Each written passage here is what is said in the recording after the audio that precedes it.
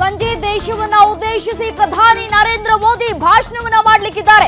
ಪಹಲ್ಗಾಮ್ ಘಟನೆ ಸಂಬಂಧ ಮೋದಿ ಮಾತುಗಳನ್ನಾಡಲಿಕ್ಕಿದ್ದಾರೆ. ಸಂಜೆ 5 ಗಂಟೆಗೆ ಪ್ರಧಾನಿ ನರೇಂದ್ರ ಮೋದಿ ಭಾಷಣವನ್ನ ಮಾಡಲಿದ್ದಾರೆ. ದಾಳಿಗೆ ಕೌಂಟರ್ ಕೊಡುವ ಬಗ್ಗೆ ಘೋಷಣೆಯನ್ನ ಮಾಡ್ತಾರಾ? ಸಂಜೆ ದೇಶವನ್ನ ಉದ್ದೇಶಿಸಿ ಪ್ರಧಾನಿ ನರೇಂದ್ರ ಮೋದಿ ಅವರು ಭಾಷಣವನ್ನ ಮಾಡಲಿದ್ದಾರೆ. ಕುತೂಹಲ ಕೆರಳ್ತಾ ಇದೆ. ಪಹಲ್ಗಾಮ್ ಘಟನೆ ಸಂಬಂಧ ಮೋದಿ ಮಾತುಗಳನ್ನ ಏನ್ ಆಡ್ತಾರೆ?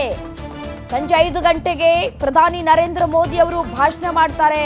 ದೇಶವನ್ನ ಉದ್ದೇಶಿಸಿ ಮಾತನಾಡುವಂತಹ ಈ ಒಂದು ಭಾಷಣ ಕುತೂಹಲ ಮತ್ತೆ ಯಾವ ರೀತಿಯಾದಂತಹ ಕೌಂಟರ್ ಅಟ್ಯಾಕ್ ಆಗುತ್ತೆ, ಯಾವ ರೀತಿಯಾದಂತಹ ತಿರುಗೇಟನ್ನ ಕೊಡುತ್ತೆ, ಕುತೂಹಲ ಕೂಡ ಕೆರಳಿಸ್ತಾ ಇದೆ. ಈ ಒಂದು ಭಾಷಣ ದೇಶವನ್ನ ಉದ್ದೇಶಿಸಿ ಪ್ರಧಾನಿ ನರೇಂದ್ರ ಮೋದಿ ಮಾತನಾಡ್ತಾ ಇದ್ದಾರೆ. ಬಹಳ ವರ್ಷಗಳ ನಂತರ ದೇಶವನ್ನ ಉದ್ದೇಶಿಸಿ ಈ ಸಂದಿಗ್ಧ ಪರಿಸ್ಥಿತಿಯಲ್ಲಿ ಮಾತನಾಡ್ತಾ ಇರೋದು ಒಂದ್ ಕಡೆ ಕುತೂಹಲಕ್ಕೂ ಕೂಡ ಕಾರಣ ಆಗ್ತಾ ಇದೆ. ಏನ್ ಮಾತನಾಡ್ತಾರೆ, ಯಾವ ರೀತಿಯಾಗಿ ತಿರುಗೇಟನ್ನ ಕೊಡಬೇಕು, ದುಷ್ಟರಿಗೆ ನರಹಂತಕರಿಗೆ ಯಾವ ರೀತಿಯಾದಂತಹ ತಿರುಗೇಟನ್ನ ಕೊಡಬೇಕು ಅಂತ ಹೇಳಿ ಪ್ರಧಾನಿ ನರೇಂದ್ರ ಮೋದಿ ಅವರು ಭಾಷಣವನ್ನ ಮಾಡಲಿಕ್ಕಿದ್ದಾರೆ.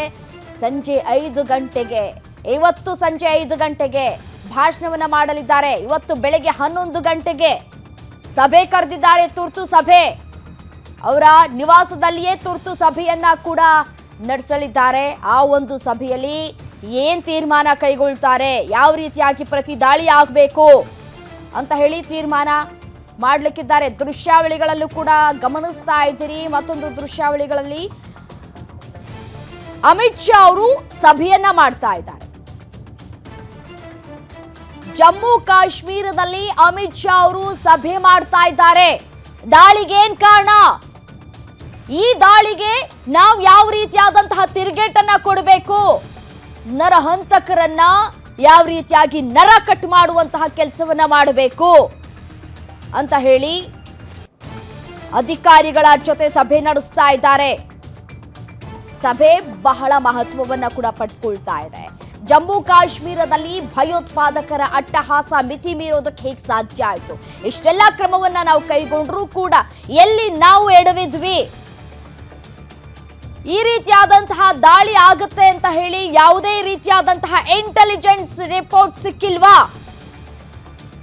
ಹೇಗೆ ಸಾಧ್ಯ ಆಯಿತು ದಾಳಿ ಮಾಡೋದಕ್ಕೆ? ಎಲ್ಲವನ್ನ ಕೂಡ ಈ ಒಂದು ಸಭೆಯಲ್ಲಿ ಚರ್ಚೆ ಮಾಡಲಾಗುತ್ತೆ. ಅಮಿತ್ ಶಾ ಅವರು ಕೂಡ ಸಭೆ ಮಾಡ್ತಾ ಇದ್ದಾರೆ. ಜಮ್ಮು ಕಾಶ್ಮೀರದಲ್ಲಿ ಹಿರಿಯ ಅಧಿಕಾರಿಗಳೆಲ್ಲರೂ ಕೂಡ ಈ ಸಭೆಯಲ್ಲಿ ಭಾಗಿಯಾಗಿದ್ದಾರೆ.